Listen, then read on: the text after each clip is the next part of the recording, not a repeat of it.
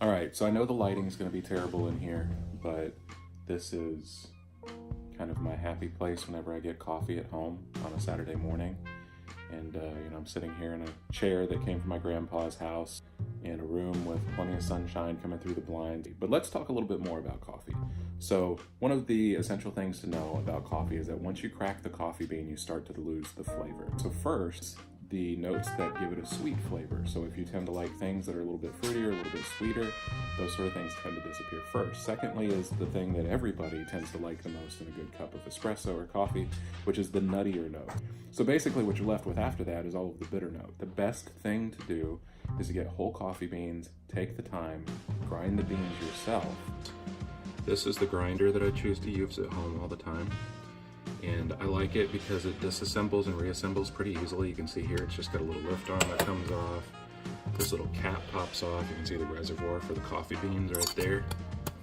And then once it's ground, the bottom snaps off. That's where your actual coffee grinds are. And you can see the little window there that helps you actually see the grinds in the bottom of it.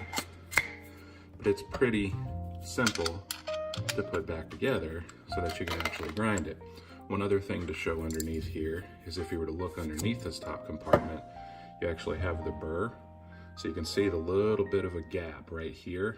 And this nut actually controls the fineness or coarseness of the grind. So next, I take the coffee beans and I put this up to a certain level. Usually for me, what I've found is that 2/3 is about the right amount for this particular variety of coffee.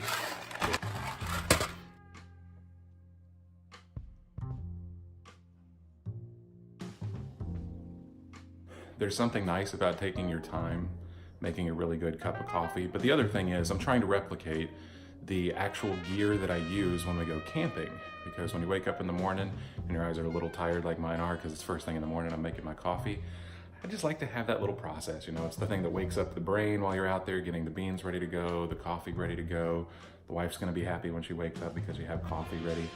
So it's just some of those things that it's nice to practice at home in a fixed environment. You can test and make sure that you like the way that your beans are ground for the treatment of it. The water temperature is gonna be the way that you want because you're gonna use the same kettle.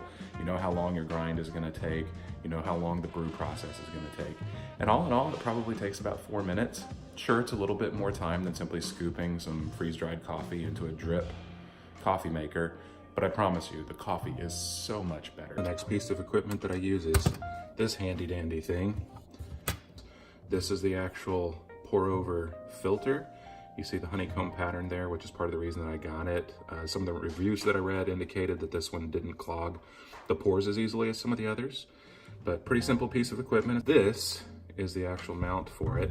And the purpose of this is when we get ready to actually use our coffee cup comes over, this sits right on top, and then we actually make our coffee directly into the coffee cup.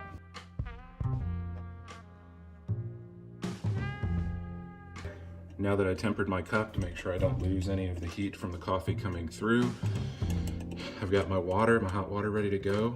Now it's a little bit easier if you have a really thin pouring spout on whatever kettle you're using. But the first thing I'm gonna do here is just give the grounds an opportunity to kind of get wet in there. I don't want to put too much water in there first. I want them to bloom.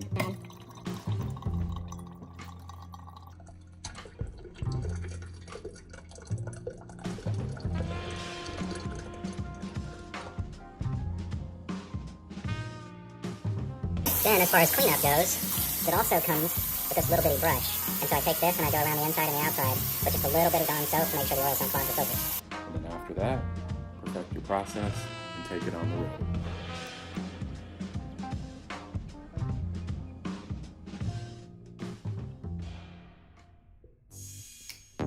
Uh-huh. Uh-huh.